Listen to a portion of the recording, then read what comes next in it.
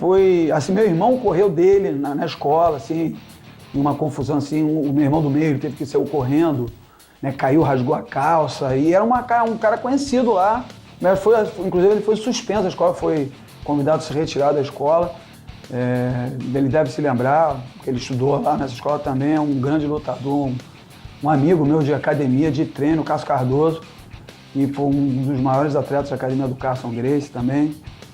E eu lembro, uma vez ele me parou no recreio e pediu, hoje como se fosse R$1. Eu não lembro qual era a moeda na época, enfim. E eu dei para ele me dar uma segurança naquele recreio ali. Então, anos depois eu fui reencontrá-lo na academia, né, treinando, né. Claro que eu nunca comentei com ele esses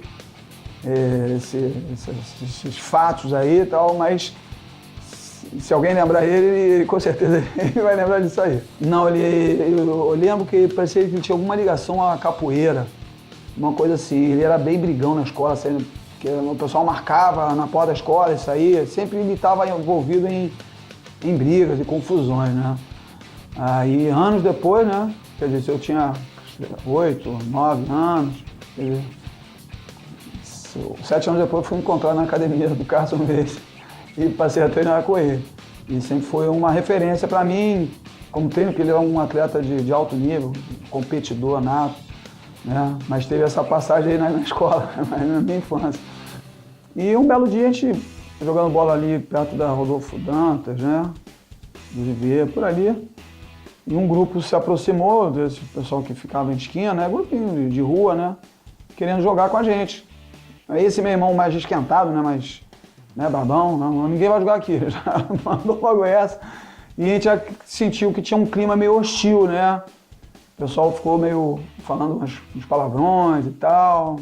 Aí a gente continuou o jogo e acabou que a gente teve que parar, que a gente começaram a jogar aquelas pedrinhas de areia, que, né, quando tá muito quente, forma.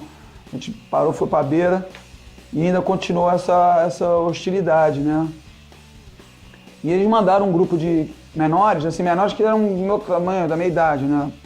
14 anos, na época, para provocar. Aí esse meu irmão mais velho, mais uma vez, que era um esquentadão, levantou para partir para cima e veio os caras, veio uma galera. Aí tiveram que entrar de salva-vidas também, né? A gente estava perto de uma barraca do guarda-vida, então eles vieram interceder e tal, separou ali, não teve conforto nenhum e a gente teve que sair da praia. E a gente estava saindo assim, andando pela areia, né? Os irmãos foram para outro lado, né? Saíram e a gente foi subindo para ir para casa, né? Rodolfo Dantas, que a gente morava ali, né? nessa rua, na Barata Ribeiro, mas bem próximo ao Rodolfo Dantas. E a gente andando ali, né?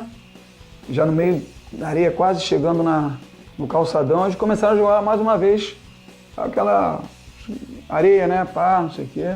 Mais uma vez, meu irmão mais velho. E aí só tem filha da puta, né? Falou uns palavrões pra eles, aí eles vieram correndo, né? Aí eu comecei, né, a chorar. A gente correu um pouquinho, mas não dava, a gente parou no calçadão, aí veio o meu irmão do meio, o Sérgio, já o político, né? Não, pô, calma, ele é nervoso, ele tem problema e tal. Aí os caras, pô, vocês não podem voltar mais aqui, vocês não entram aqui mais nessa área e tal, vocês não vão vir mais pra cá. E a gente, ok, voltamos pra casa. Aí, naquele mesmo dia em casa, contamos esse fato pro meu pai, né? Ele falou, ó, vocês não podem correr de briga. Vocês vão ter que enfrentar, né, esses problemas, que vai acontecer outras vezes, né? Foi aí que surgiu a ideia de ir pro jiu-jitsu, né?